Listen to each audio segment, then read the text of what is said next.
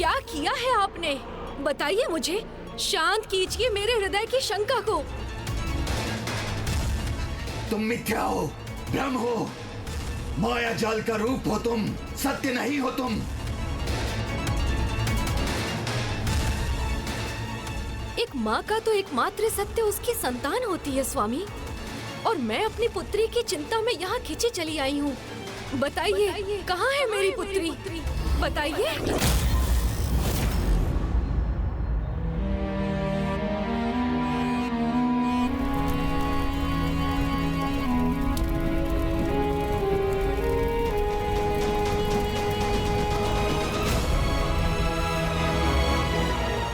बताइए ना, कहाँ है मेरी पुत्री?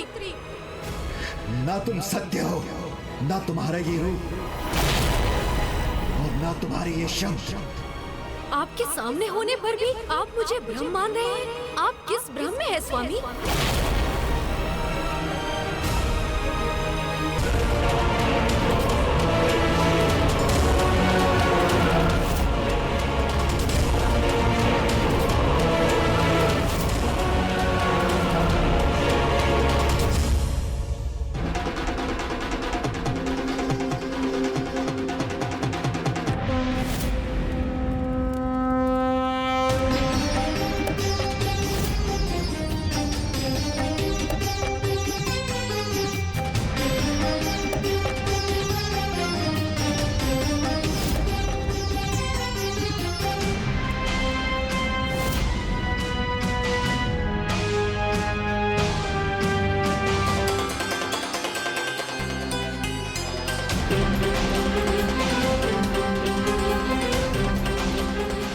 तो सच में हो यहाँ, तुम लौट आई प्रिय। और कुछ कहने सुनने से पहले ये कहिए, कहाँ है मेरी पुत्री? हमारी पुत्री। कहीं आपके कारण वो किसी संकट में तो नहीं है?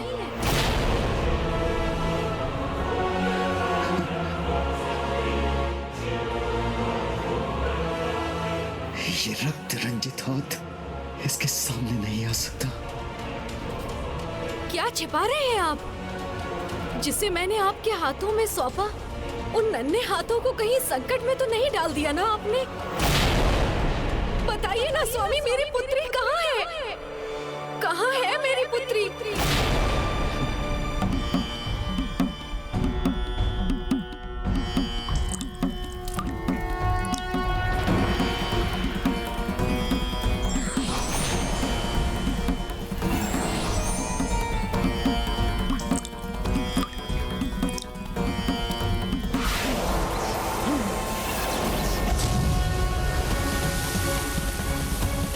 गणेश की योजना का तो मुझे ज्ञात नहीं, किंतु इतना अवश्य ज्ञात है कि उसे शीघ्र भंडासुर को इस विपत्ति से उबारने का उपाय बुलवाना होगा।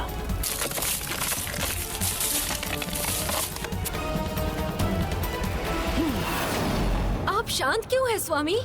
क्या उसे आपके साथ और अपने पूरे परिवार को एक साथ देखने का मेरा यह स्वप्न पूर्ण नहीं होगा? परिवार?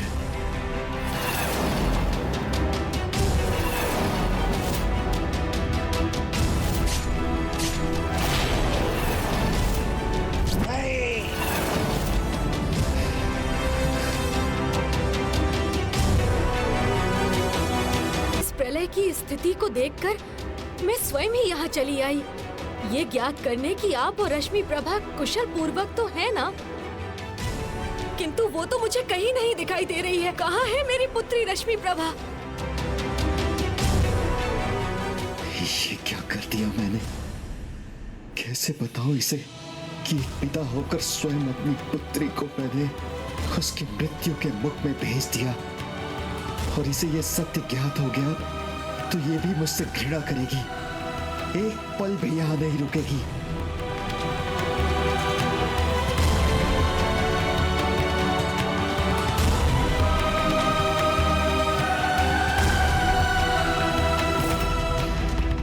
बताइए स्वामी, मेरी पुत्री सुरक्षित तो है ना?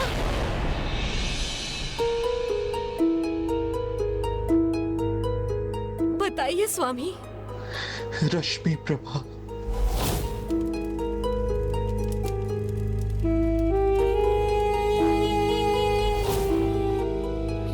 रश्मि प्रभा। उसका नाम सुनकर इस प्रकार क्यों चौंक गए आप? क्या ये नाम आप पहली बार सुन रहे हैं? क्या वो आपको कभी नहीं मिली? क्या वो यहाँ नहीं पहुँची? वो यहाँ नहीं तो अवश्य वो किसी बड़े संकट में है।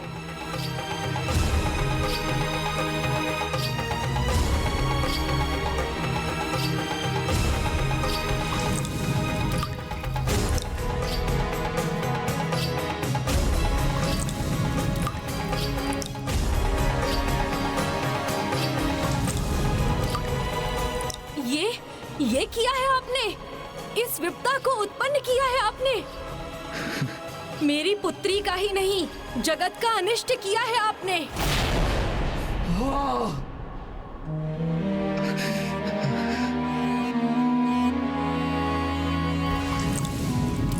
इस विनाश को रोकने में विलंब मत कीजिए। सुनिए मेरी पुकार को। मेरा और अपनी पुत्री का साथ पाने के लिए रोक दीजिए इस विनाश को स्वामी। मैं तुम्हारा पिता तुम्हें वचन देता हूँ कि तुम्हें कभी कोई हानि और कभी कोई कष्ट नहीं आने दूंगा।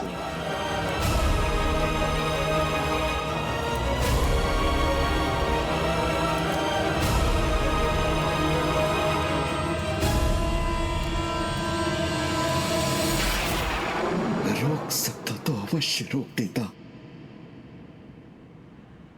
किंतु अब मैं कुछ नहीं कर सकता। ऐसा कैसे हो सकता है? इसका कोई तो उपाय होगा। एक बार ये हिम पिघलेगा तो ऐसी प्रलय होगी जो सब कुछ लील जाएगी। इसे अब मैं नहीं, बस नारायण के अवतार ही रोक सकते हैं। अवतार ही रोक सकते हैं। नारायण के अवतार ही रोक सकते हैं।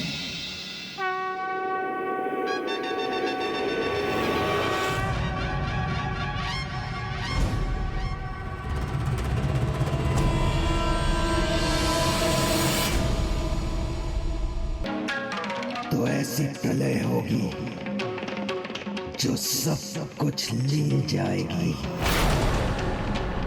इसे अब मैं नहीं, बस नारायण के अवतार ही रोक सकते हैं।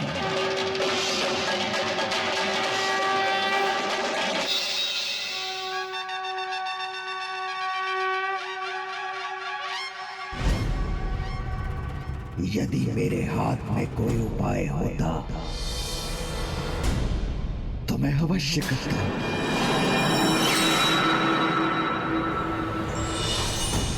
माता, इस अस्त्र के प्रभाव को तो एकमात्र नारायण अवतार ही मिटा सकते हैं। किंतु वो उनके कौन से अवतार होंगे?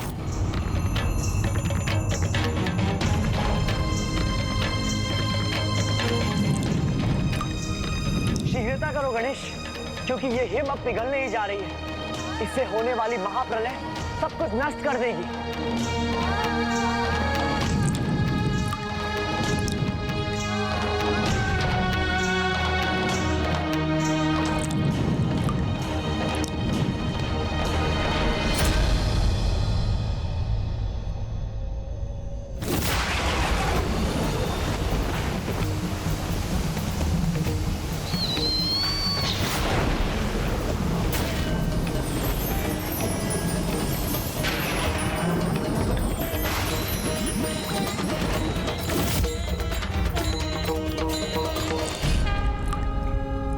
प्रभु नारायण के कूर्म अवतार।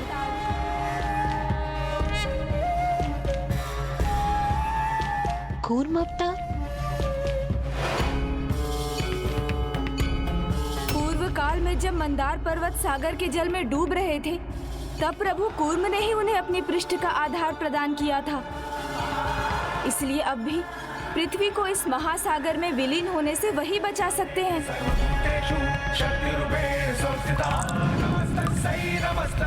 नमस्तस्यै नमो नमः। या देवी सर्वभूतेषु मातृरूपेण संस्थिता। नमस्तस्यै नमो नमः।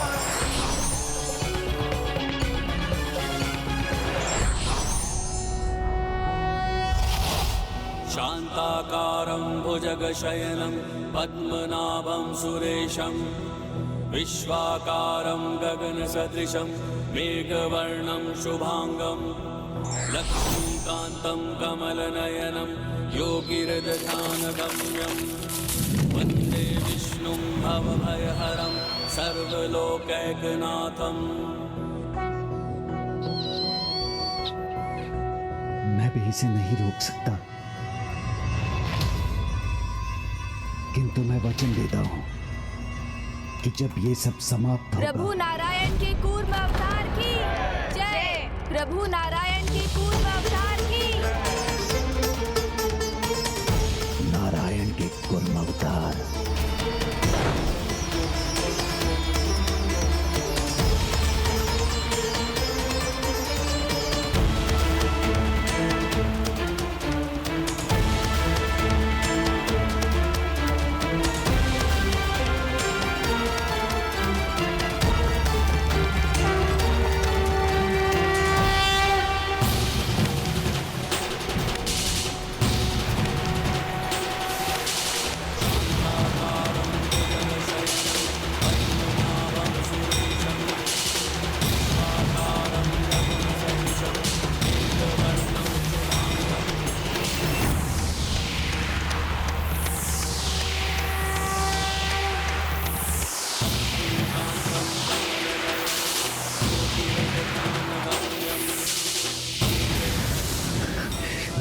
मेरा वस्त्र निगल लिया इस सौदी कुर्म ने।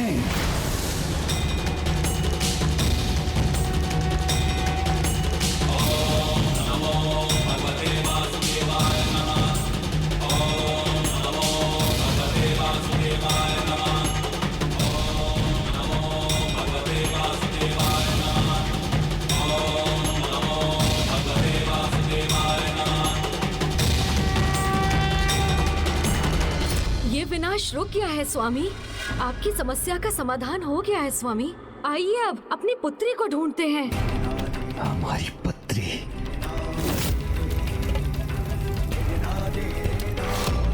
क्या हुआ? हमें उसे ढूंढने में विलंब नहीं करना चाहिए स्वामी। योद्धा हूं मैं, युद्ध कर रहा हूं। उसे अधूरा छोड़कर मैं कहीं नहीं जा सकता।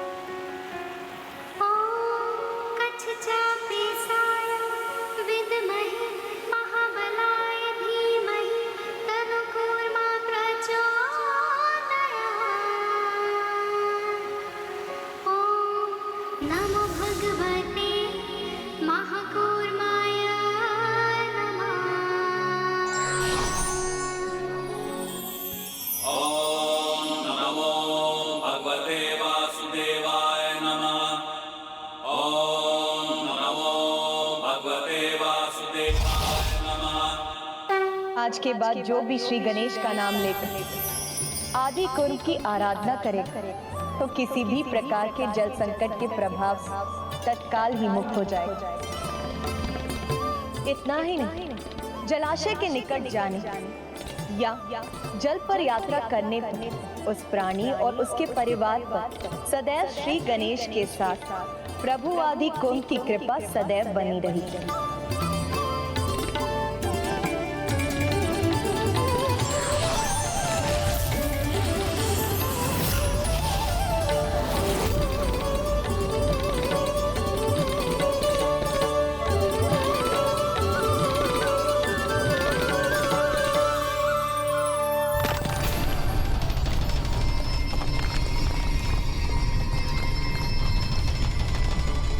गणेश जी, अब ये कौन सा नवीन संकट आन पड़ा है?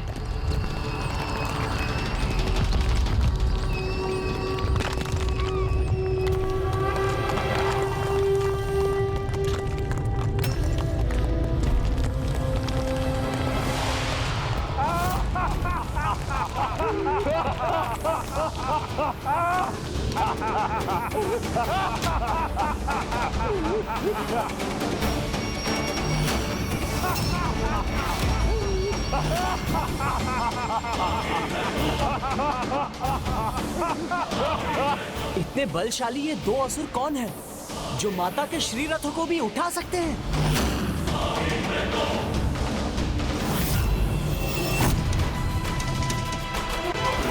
मेरा ध्यान थोड़ा सा क्या भटका कि तुमने मेरा अर्णव अस्त्र विफल कर दिया, किंतु ये दोनों कदापि असफल नहीं होंगे, क्योंकि इन्हें पहचान पाना ही नहीं, इन्हें पराजित करना भी असंभव है। जो तुमने किया है उसका दंड तो तुम्हें भुगतना ही होगा भंडासुर।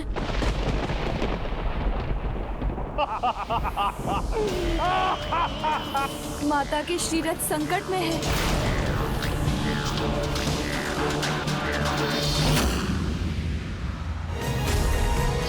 निशस्त्र खड़ी है माताओं की सेना।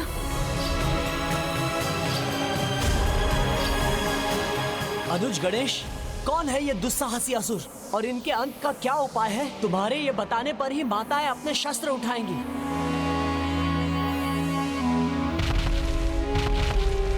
यही प्रश्न तो मेरे मस्तिष्क में भी गूंज रहा है, किंतु बिना इन असुरों को पहचाने इनके अंत का उपाय माता को बताना संभव नहीं।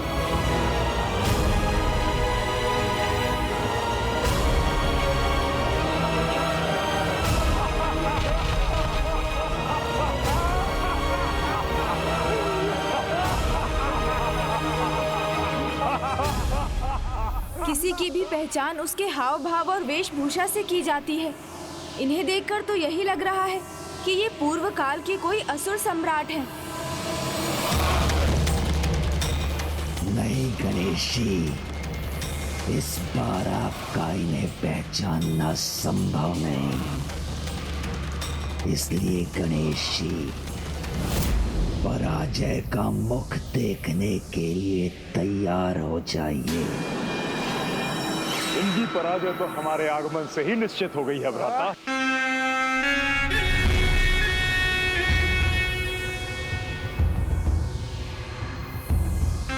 युद्ध भूमि में अस्त्र विहीन खड़ी है ये देवी सेना। तो फिर इनका शीघ्र अंत कर अपना कार्य संपन्न कर लेते हैं हम लोग।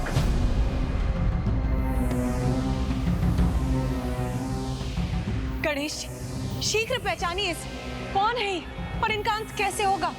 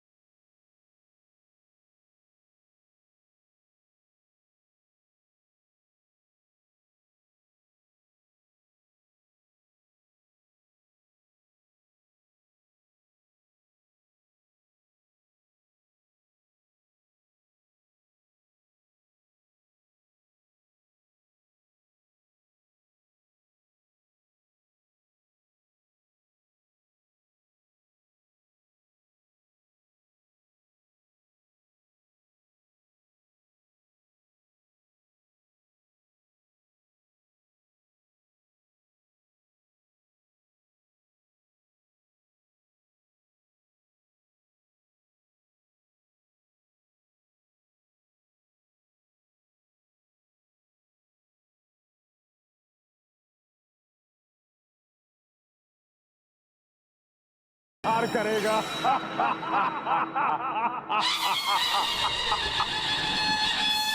ना प्रहार होगा ना ही संहार।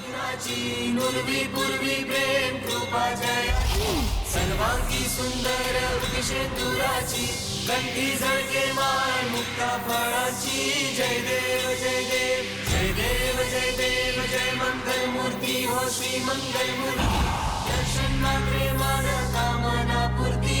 जय देव जय देव लंबोदर तू विनायक तू मोरेश्वर मोरया। विघ्नेश्वर तू एकदंत तू मयूरेश्वरा मोरया। लंबोदर तू विनायक तू कल्लोळेश्वर मोरया। विघ्नेश्वर तू एकदंत तू मयूरेश्वरा मोरया। वक्रतुंड तू गजमुखा तू सिद्धि विनायका। बस इतने से ही मत प्रसन्न हो ये गजानन, उनके रण कौशल से देवियों का अंत तो होगा ही, आपके अचंभे की सीमा भी पार हो जाएगी।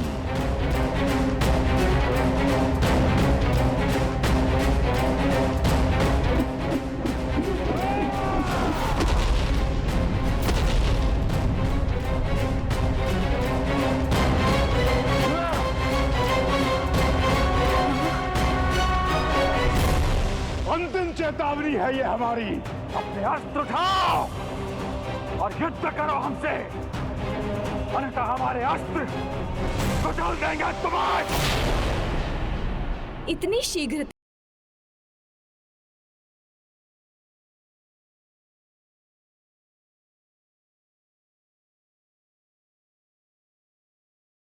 कोई भी किसी को जाने बिना, युद्ध के लिए उसकी योग्यता पहचाने बिना उस पर प्रहार कैसे कर सकता है?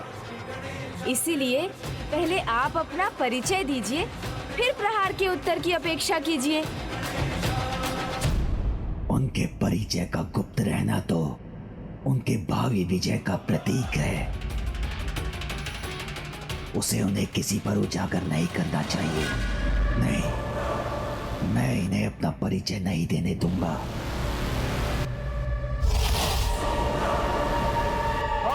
उचित है। शत्रु को तो अवश्य पता होना चाहिए कि सामने वाला योद्धा कौन है। हम ठहरो, कुछ मत कहना, क्योंकि तुम्हारे परिचय का गुप्त रहना ही तुम्हारी शक्ति है।